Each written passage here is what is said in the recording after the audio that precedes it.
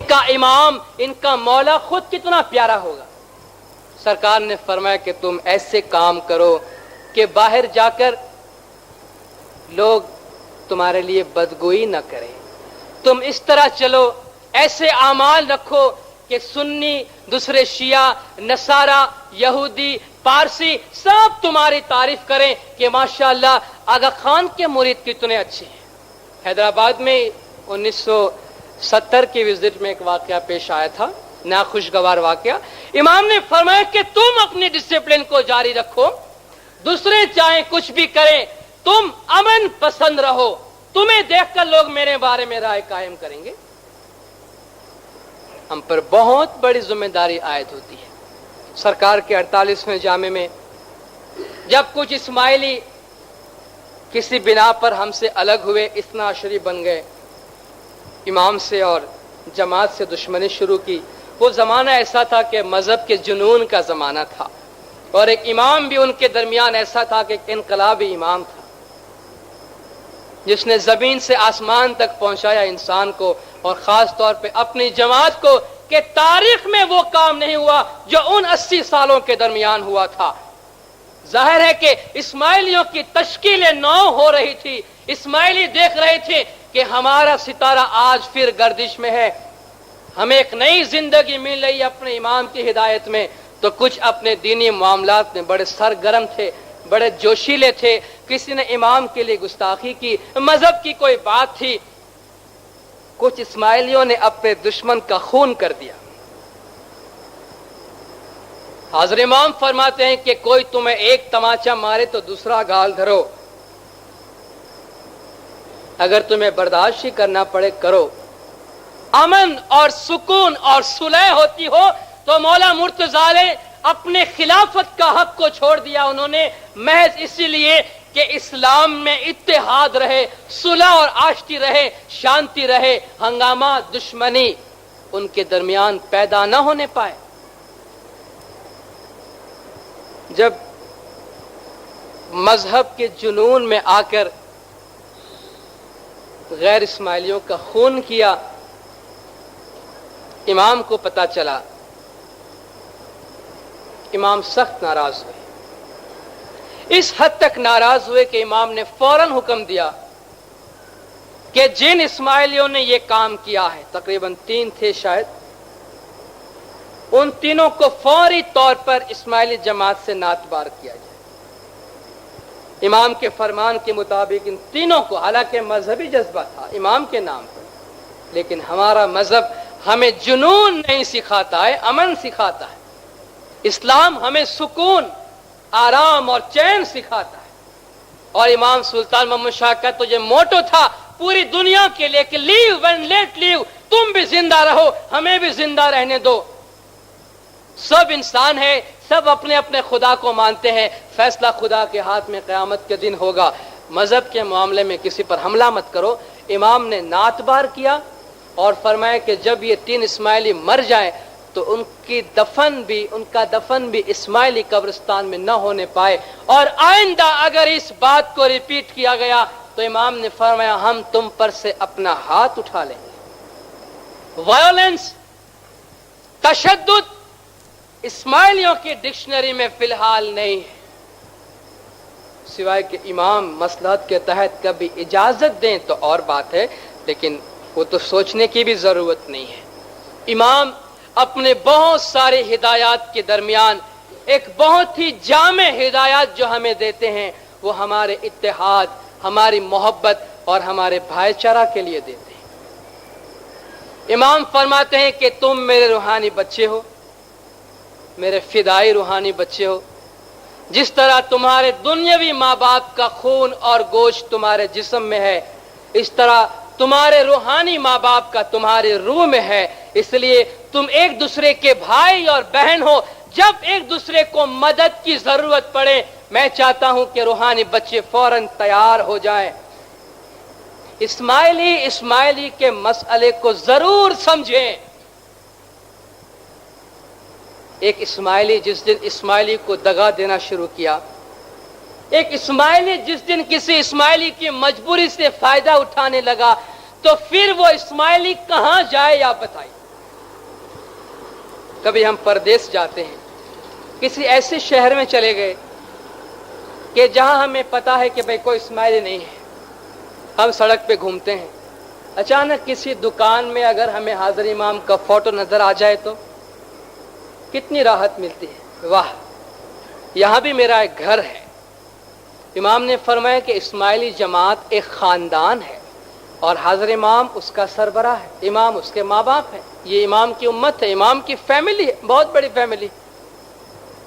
اگر ہم کسی دیار غیر میں بھی ہمیں کہیں حاضر امام کی تصویر یا امام کا کوئی نام لیوا نظر آئے, دل کو بڑی دھارس ملتی ہے کہ واہ, یہاں بھی کوئی ہے, میرا یہاں بھی کوئی ہے, میری فیملی, اب مجھے کوئی ڈر نہیں ہے, کوئی خوف نہیں ہے.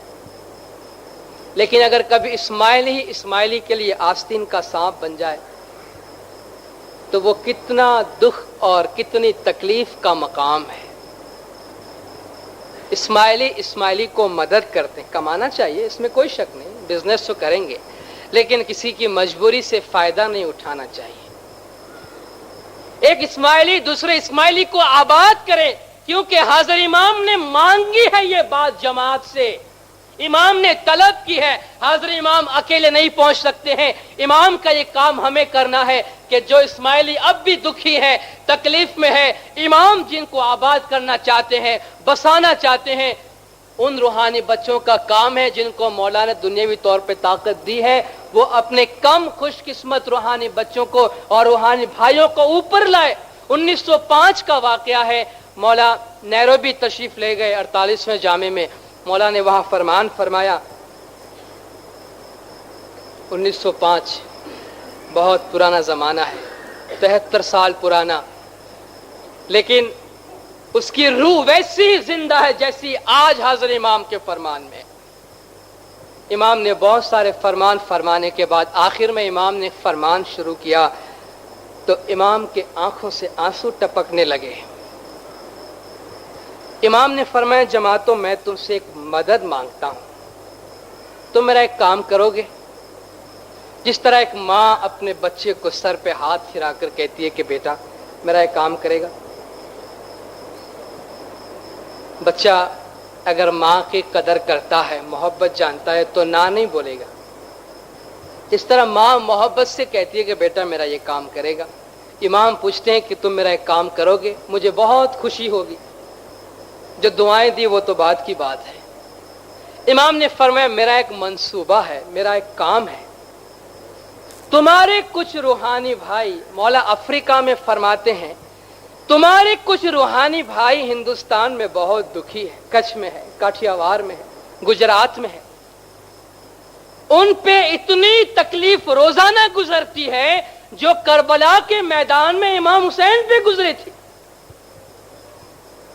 جو تکلیف امام حسین اور ان کے ساتھیوں پہ کربلا میں گزری ہے, وہ تکلیف دن رات ان پہ گزر رہی ہے گاؤں میں. لیکن دیکھو, وہ کھوجے نہیں ہیں, وہ کھوجے نہیں ہیں, وہ مومنے ہیں. لیکن تمہارے روحانی بھائی بہن ہیں. میں چاہتا ہوں کہ ان کو وہاں سے یہاں افریقہ بھیجو, تم ان کو آباد کرو.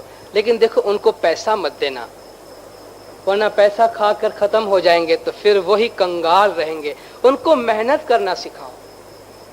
تم گورنمنٹ سے بات کرو, زمین حاصل کرو. جو ہی تمہیں زمین مل جائے, میں اپنے خرچے میں ان کو ممباسا تک بھیج دوں گا. تم ان کو یہاں پہ آباد کرو گے, میں تمہاری دسون قبول کروں گا, میں تمہارے گناہ بھی معاف کر دوں گا. کتنی فکر ہے امام کو. آج اسماعیلی مکان مالک اسماعیلیوں سے کتنے بڑے بڑے کرائے وصول کرتے ہیں. معاف کیجیے گا, میں خود کرایہ دار ہوں اور مجھے بھی اس کا تجربہ ہے. اسماعیلیوں سے کم کرایہ لے کر وہ گزارا کر سکتے ہیں. کم از کم یہ مثال ہم دنیا والوں کے لیے قائم کر سکتے ہیں کہ اسماعیلی کا خیال کرتا ہے. ممکن ہے کچھ اسماعیلی آپ کے بڑے کرائے دینے کی طاقت رکھتے ہو, بہت سے نہیں رکھتے ہیں. اور باہر والے کہتے ہیں میں آپ کا اسماعیلی آپ کا خیال نہیں کرتا ہے. اور پھر حاضر امام کا فرمان, امام چاہتے ہیں کہ اپنے روحانی بچوں کو اچھی طرح آباد کرے, سکھی رکھے, سلامت رکھے. कभी देखो तो दो इस्माइली कोर्ट पे खड़े हैं, भाई क्या बात है, एक इस्माइली बिल्डिंग बना रहा है, दूसरे इस्माइली ने केस किया है, माशाअल्लाह, और वो भी कोर्ट में गए हैं। एक इस्माइली ये देख नहीं सकता कि दूसरा इस्माइली उसके पड़ोस में घर बनाता है। ये बातें शायद सख्त है, मुझे कहने का कोई हक नहीं है, लेकिन चीजें बिल्कुल सामने हैं कि ये कैसा लगेगा कि दुनिया वालों पर ये तासुर है। महात्मा गांधी ने कहा था कि हम स्वराज के लिए, इंडिपेंडेंस के लिए बहुत कोशिश करते हैं, लेकिन आगा खान ने स्वराज कायम कर लिया है। उसकी अपनी हुकूमत है, उसकी अपनी आर्मी है, उसकी अपनी काउंसिल है, उसके यहाँ सब कुछ होता है, उसको बाहर निकलने की जरूरत नहीं पड़ती है। लेकिन जब उनको ये नजर आए कि कोर्ट में एक इस्माइली दूसरे इस्माइली के सामने खड़ा है, जबकि उनकी अपनी काउंसिल है, जबकि उनका अपना इमाम है, तो हमारा इंप्रेशन क्या पड़ता है और बात क्या है। इमाम ने फरमाया हलीमी, बर्दाश्त, टॉलरेंस। इमाम ने फरमाया बर्दाश्त करो अपने दीन भाइयों के लिए।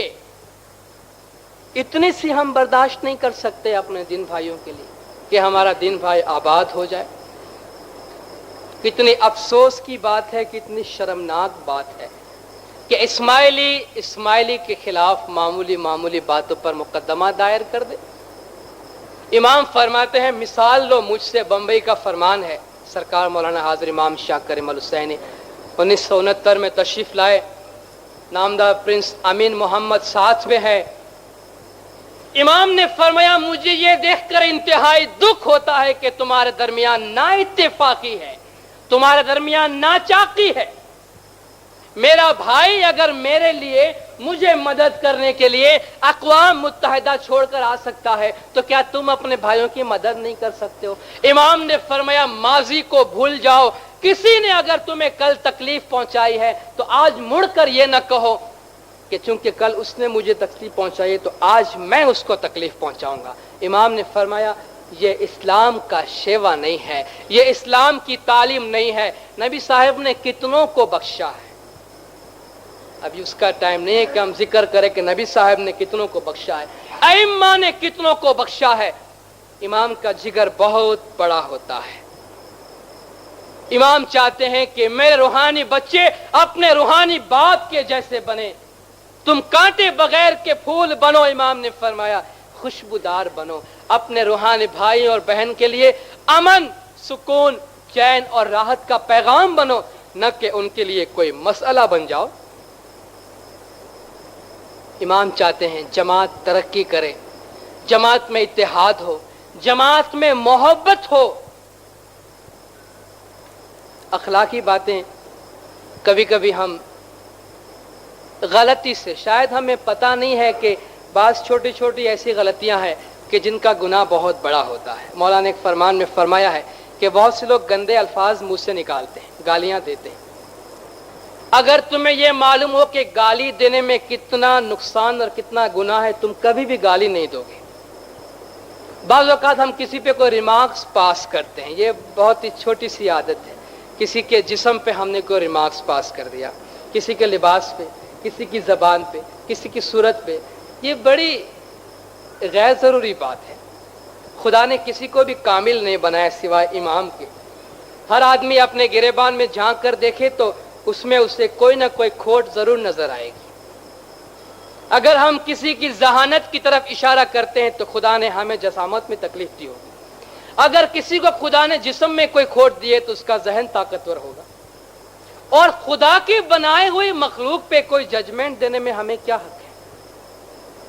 हमें कोई हक नहीं है। बाज़ औक़ात जिससे हम अपनी ज़बान में पंचायत कहते हैं, खाम खा किसी के लिए, भाई इसके घर में क्या हो रहा है, इसने ऐसा क्यों किया, वैसा क्यों किया। जमात खाने में दुआ के बाद एक खास मजलिस इसकी होती है, पंचायत या पंजे भाई और पंजे बहनों। मौला ने फरमाया बहुत से रूहानी बच्चे जमात खाने में आते हैं, यहां से गुनाह की गठरी लेकर जाते हैं कि जमात खाने से बजाय सवाब के एक दूसरे की गिला गिबत करके, एक दूसरे की बातें करके अपने आप को और नुकसान पहुंचा के जाते हैं कि खुदा के घर में सिवाय खुदा रसूल के और किसी की बात नहीं होनी चाहिए। خدا نے فرمایا کہ اے ایمان والو، تم کسی کے ٹوہ میں مت رہو، کسی کی جستجو مت کرو، یعنی کسی کی خامیاں اور غلطیاں ڈھونڈو مت. ولا تجسسوا، جستجو مت کرو، تجسس مت کرو کون کیا کر رہا ہے. اور غیبت مت کرو، ایک دوسرے کی نندا مت کرو. نندا تھی دھرم جائش، یعنی گھٹمائے پڑے اندھکار. جو آدمی گناہ کرتا ہے، جھوٹ بولتا ہے، نندا کرتا ہے کسی کی، پیر نے فرمایا ہے کہ ڈٹھڑا دوش بھائی کسی کو نہ دیجیے تو انڈیٹھا کیوں کر دیجیے. اگر تم نے کسی کو غلطی کرتے ہوئے دیکھا ہے تو بھی نہیں بولو، تو اندیکھے کیوں بولتے ہو؟ اکثر ہم اندیکھی باتیں کرتے ہیں، سنے سنائی باتیں کرتے ہیں، مرچی مسالہ چٹنی لگا کر. خدا نے فرمایا غیبت مت کرو، کسی کا برا مت کہو. اَيُحِبُّ أَحَدُكُمْ أَن يَأْكُلَ لَحْمَ أَخِيهِ مَيْتًا فَكَرِهْتُمُوهُ، کیا تم میں سے کوئی یہ پسند کرے گا کہ اپنے مردے بھائی کا گوشت کھاوے؟ کیا کوئی پسند کرے گا؟ قرآن کی آیت کہ جو گلا کرتا ہے اس کی مثال ایسی ہے کہ اپنے مرے ہوئے بھائی کا گوشت نوچ نوچ کے کھاتا ہے. کتنی بڑی بری بات خدا نے بیان کی ہے کہ جو گلا کرتا ہے، نندا کرتا ہے، غیبت کرتا ہے، ہمارے اخلاق خراب ہوتے ہیں. پھر پوچھنے کی عبادت نہیں ہوتی ہے، دھیان نہیں لگتا ہے. کہاں سے لگے گا؟ دل صاف نہیں ہے، گھٹ میں اندھیرا ہے. وقت کم ہے ورنہ میں اس پورے فرمان کو آپ کے سامنے دوہرا تھا جو مولانا حاضر امام نے 1973 میں بمبئی میں فرمایا ہے. بڑا طویل فرمان ہے. امام نے فرمایا کہ تمہارے دلوں کو صاف رکھنا اور تمہارے روحوں کو پاک رکھنا تمہارے لیے بنیادی بات ہے. زبان سے، ذہن سے، گندے خیالات سے، گندے اعمال سے ہمارا دل گندا ہوتا ہے، پھر اندھیرا ہی اندھیرا ہوتا ہے، عبادت نہیں ہوتی ہے. بعض اوقات ہم بڑی چھوٹی چھوٹی باتوں کو کبھی شمار بھی نہیں کرتے ہیں، لیکن وہ بہت بڑی غلطی شمار ہوتی ہے. نبی صاحب کی بہت ساری بیویاں تھی، آپ کو معلوم ہے، اس میں سے ایک عائشہ بھی تھی. ایک دفعہ عائشہ نے نبی صاحب کی دوسری بیوی کے بارے میں ایک ریمارک پاس کیا. یہ ایسی باتیں ہیں جو ہم ہمیشہ کرتے ہیں. کہتی ہیں یا رسول اللہ، صفیہ جو نبی صاحب کی دوسری بیوی تھی اس کے بارے میں کہتی ہے کہ یا رسول اللہ، صفیہ کے واسطے یہ عیب ہی کیا کم ہے کہ وہ قد کی چھوٹی ہے. نبی صاحب سے کہتی ہے کہ بھئی آپ کی دوسری بیوی صفیہ ہے، اس میں یہی کون سا کم عیب ہے کہ وہ قد کی چھوٹی ہے. سنی حضرات بیان کرتے ہیں کہ عائشہ نبی صاحب کی بہت چہتی بیوی تھی، لیکن ڈانٹ ایسی نبی صاحب نے پلائی ہے. نبی صاحب غصے سے لال پیلے ہو گئے کہ عائشہ، تم نے آج بہت تلخ اور بہت کڑوی بات کہی ہے. تم نے ایسی کڑوی بات کہی ہے کہ اگر اس کو سمندر میں ملا دیا جائے تو سمندر کے پانی کو اور بھی کڑوی کر دے. یہ بہت تلخ اور کڑوی بات ہے کہ تم کسی کی عیب جوئی کرتے ہو. ایک بزرگ نے، دانشور نے بیان کی کہ ہم اس طرح کسی دوسرے کی طرف انگلی اٹھاتے ہیں تو کہتے ہیں آپ کسی کی طرف ایک انگلی اٹھاتے ہیں، یہ دیکھیے 3 آپ کی طرف ہے، ایک اس کی طرف ہے. ایک انگلی سامنے والے کی طرف جاتی ہے، 3 آپ کی اپنی طرف آتی ہے. اپنے گریبان میں جھانک کر دیکھو کہ آپ خود کتنے اچھے ہیں، اور جو آدمی دوسرے کو برا کہتا ہے وہ خود کبھی اچھا نہیں ہوگا، اس لیے کہ اچھا آدمی کبھی دوسرے کو برا نہیں بولے گا. حضرت امام ہمیں بہت نیک، پاک اور پرہیزگار دیکھنا چاہتے ہیں. ہماری زندگی کے جتنے بھی شعبے ہیں، جتنی بھی چیزیں ہیں، جتنے بھی معاملات ہیں، ان تمام معاملات کو مولا نے اپنے فرامین میں سمویا ہے. لیکن اس کے باوجود مولا نے ایک شعبہ، ہماری زندگی کا ایک حصہ ایسا ہے جس کے بارے میں امام نے فرمایا کہ اس کا مقابلہ کوئی نہیں کر سکتا ہے، اور وہ ہے تمہاری عبادت. ایک طرف پوری دنیا کا وزن اور دوسری طرف عبادت. اتنا عبادت کا بڑا وزن ہے. مولا نے فرمایا کہ ہمارا نظریہ، ہمارا طریقہ باطنی ہے، ہمارا نظریہ باطنی ہے، ہمارا مذہب باطنی ہے۔ امام نے فرمایا کہ ہم نے جتنی بھی ہدایات تمہیں دی ہے، لیکن جہاں تک عبادت بندگی کا تعلق ہے، جو عبادت نہیں کرتا، جو دعا بندگی میں حاضر نہیں ہوتا، امام نے فرمایا اس کی مثال ایسی ہے کہ اس انسان کا دنیا میں کوئی کام نہیں ہے، بیکار آدمی ہے وہ دنیا میں۔ امام نے ہمیں خبردار کیا ہے کہ دیکھو، اگر ہم دنیاوی معاملات کے بارے میں تمہیں فرمان اور ہدایات فرماتے ہیں تو یہ اس لیے ہے کہ تمہارے دنیاوی معاملات بھی ضروری ہے، لیکن یاد رکھو تمہاری زندگی کا سب سے اہم پہلو یہ ہے تمہاری عبادت۔ سرکار آقا سلطان محمد شاہ صلوات اللہ علیہ سرکار نے اپنے 48ویں جامع میں فرمایا کہ میرا 99% وقت تمہارے دنیاوی کاموں میں جاتا ہے، 1% روحانی کام کا بچتا ہے، لیکن پھر بھی یاد رکھو کہ میں 7ویں آسمان سے چل کر اس دنیا میں تمہاری ڈاکٹری کرنے کے واسطے نہیں آیا ہوں۔ امام کے حضور میں مہمانیاں جاتی ہیں، رپورٹس جاتے ہیں، خطوط جاتے ہیں۔ سرکار نے اپنے فرمان میں 48ویں جامع میں اس کا ذکر کیا ہے کہ تم میں سے کتنے لوگ میرے پاس آتے ہیں، خداوند دعا کرو میرا بیٹا پائلٹ بن جائے یا ڈاکٹر بن جائے، یہ بن جائے۔ روحانیت کے لیے کوئی نہیں کہتا۔ حاضر امام سے ہم اتنی دعا سیس منگواتے ہیں جس کا کوئی شمار نہیں ہے۔ گھر میں بچہ پیدا ہوا، مہمانی بھیجی، بیسٹ بلیسنگز، بچے کی ختنہ ہوئی تو بیسٹ بلیسنگز، اور دکان کی افتتاح ہوئی تو بیسٹ بلیسنگز، اور نہ معلوم کیا کیا ہے، شادی بیاہ منگنی، خدا جانے ہابی جابی کون سی چیز نہیں ہے ہمارے پاس۔ لیکن آج تک کوئی ایسا تعلیقہ نہیں آیا کہ میرے فلان روحانی بچوں کو بندگی میں کامیابی کے لیے میں دعا آسیس فرماتا ہوں، ابھی تک سننے میں نہیں آیا ہے۔ اس سے اس بات کا پتہ چلتا ہے کہ ہماری سوچ کی دھارا کہاں جا رہی ہے۔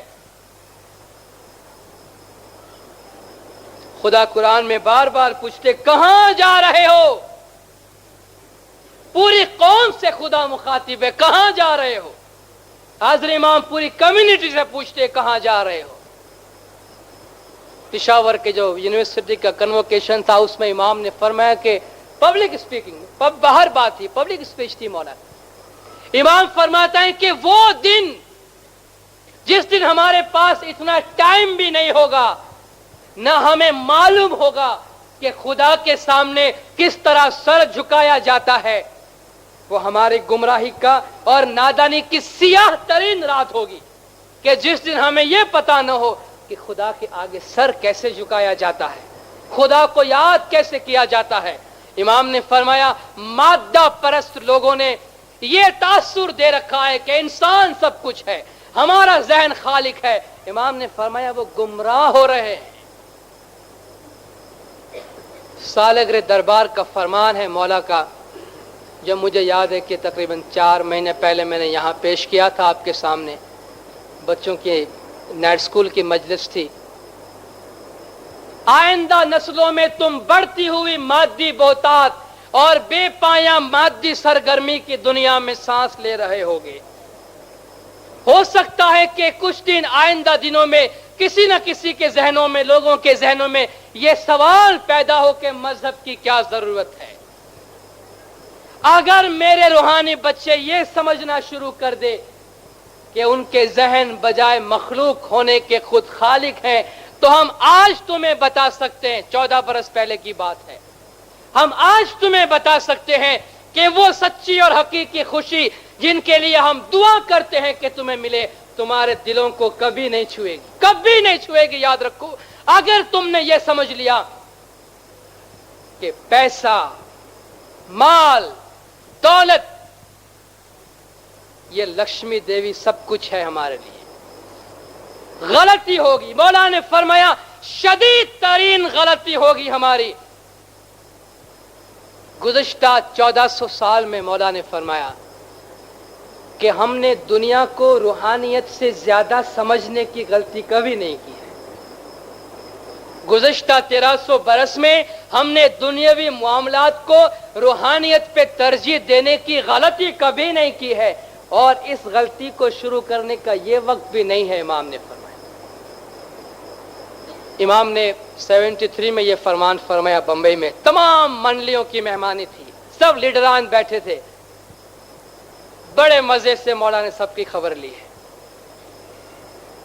کہ تمہاری زندگیوں کے دوران تمہیں کچھ باتوں کے کرنے کے لیے کہا گیا ہے اور کچھ باتوں کے نہ کرنے کے لیے کہا گیا ہے۔ آپ لوگ کوشش کر کے اس فرمان کو حاصل کریں۔ یہ کل ہی شاید اعلان ہوا کہ اس فرمان کی کتاب چھپ چکی ہے، 1973 27 نومبر بمبئی کا فرمان، ضرور پڑھیں، اتنا پڑھیں کہ وہ ذہن نشین ہو جائے۔ امام نے کھول کھول کے باتیں بیان کی ہے کہ تمہاری زندگیوں کے دوران تم سے کچھ کرنے کے لیے اور کچھ نہیں کرنے کے لیے کہا گیا ہے۔ اپنی زندگی کے اختتام پر اپنے آپ سے سوال کرو کہ کیا تم نے ویسا ہی کیا ہے؟ امام نے فرمایا کہ تمہاری دنیاوی زندگی اور تمہاری روحانی زندگی، تمہاری عبادت اور تمہاری دنیاوی زندگی، ہم دونوں کے درمیان ایک بیلنس چاہتے ہیں۔ آج وہ زمانہ نہیں ہے کہ ایک مشنری جماعت خانے میں کھڑے ہو کر دنیا فانی پہ وائز کر دے کہ دنیا ایسی ہے، دنیا ویسی ہے، دنیا کو چھوڑو۔ نہیں، دنیا ضروری ہے۔ آج مولا کا فرمان ہے، مولا کی ہدایت ایسی ہے کہ آج دنیا ضروری ہے لیکن بیلنس کے ساتھ۔ وہ بیلنس بھی امام نے کیسا دیا ہے؟ 22 گھنٹہ تمہارا، 2 گھنٹہ امام کا، وہ بھی نہیں ہوتا ہے۔ ہم کہتے ہیں 24 گھنٹہ ہمارا، 1 گھنٹہ بھی امام کا نہیں، تو پھر بیلنس تو نہیں ہوگا نا۔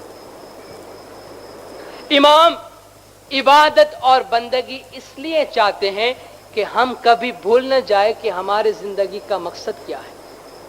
ہم کبھی یہ نہ سمجھ لیں جس طرح مغربی دنیا میں بات پھیل گئی ہے کہ پیسہ، مادہ یہ ہمارا نصب العین ہے، بس آسودہ زندگی گزار لیں۔ امام نے فرمایا کہ مغربی دنیا سے جو لوگ متاثر ہوتے ہیں، ایسٹ افریقہ کا فرمان ہے، انہیں میں یہ فرمان کرتا ہوں کہ وہ دیکھیں کہ ان لوگوں میں کتنی بیماریاں ہیں۔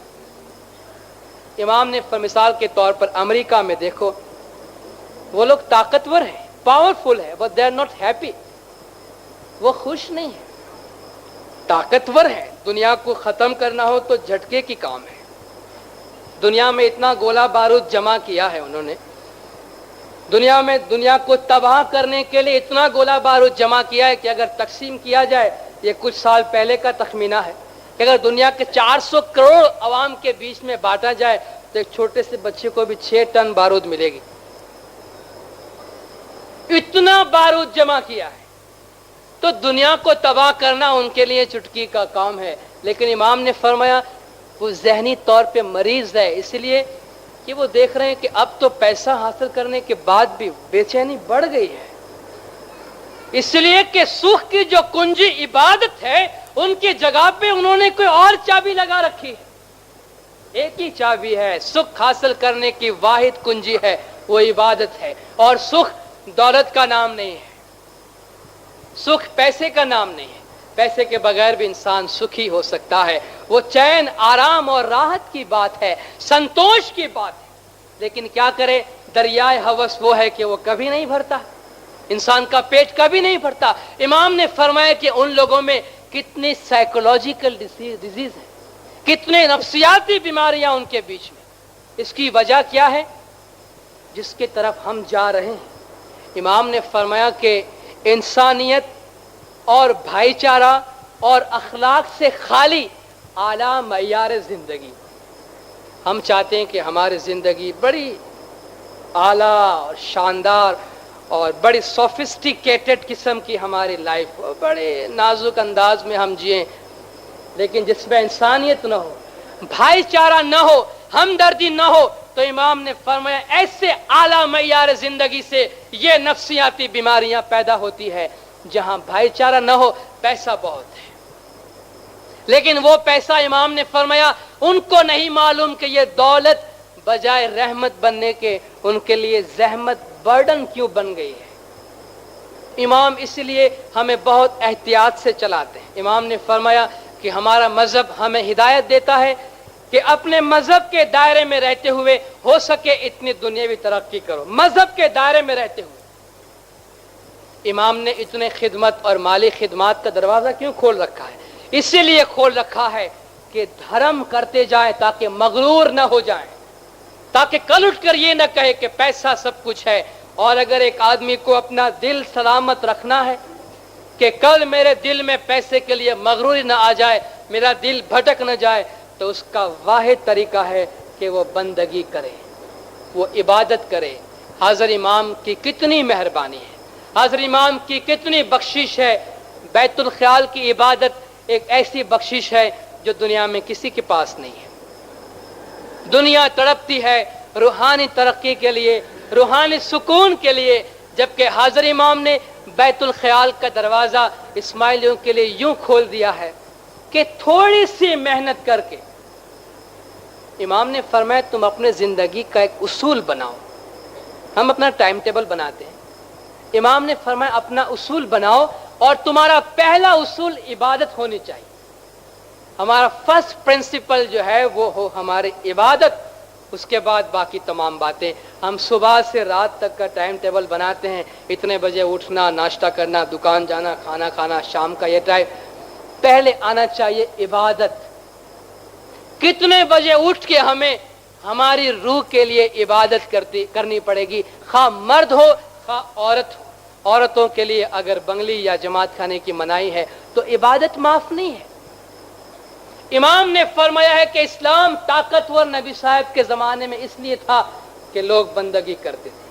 اگر تم نے بندگی کی طاقتور بنو گے۔ اگر ہمارے روحانی بچے اپنے باطنی عقیدے کو بھول جائیں گے تو مستقبل میں گمراہ ہونے کا بہت بڑا خطرہ مول لیں گے۔ اگر عبادت چھوڑ دیں گے تو بہت بڑا خطرہ ہے کہ مستقبل میں اسماعیلی راہ راست سے بھٹک جائے۔ مولا نے ہندوستان کے اپنے مسافری میں عبادت کا فرمان فرمانے کے بعد جماعت سے سوال کیا کہ تم مجھے جواب دو کہ تمہاری زندگی کا سب سے اہم مقصد کیا ہونا چاہیے۔ یہ جماعت میں امام نے سوال کیا ہے کہ تم جواب دو کہ تمہاری زندگی کا سب سے اہم مقصد کیا ہونا چاہیے۔ جماعت نے کہا کہ عبادت خدا میں۔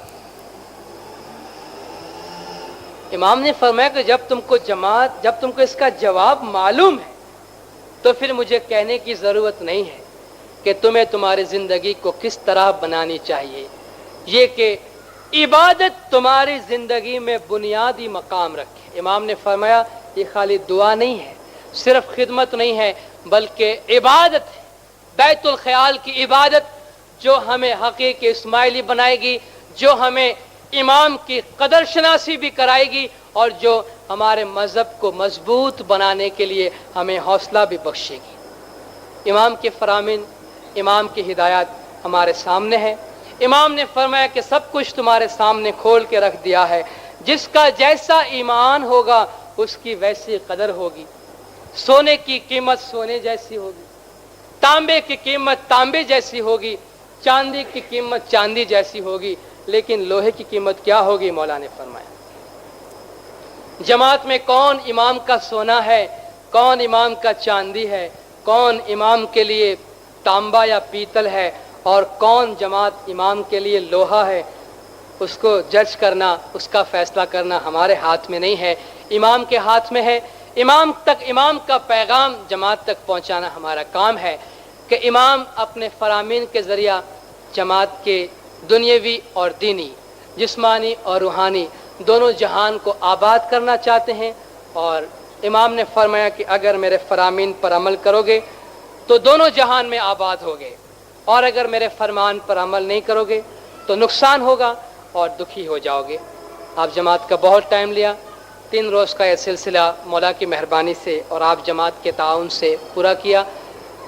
اس سلسلے کے دوران جماعت کے مکھی کامڑے صاحب نے اور RSD نے بڑا تعاون کیا، بہت حوصلہ افزائی کی، اور سب سے بڑھ کر آپ جماعت نے اچھی تعداد میں حاضری دے کر اور انتہائی خاموشی سے سن کر بڑی حوصلہ افزائی کی۔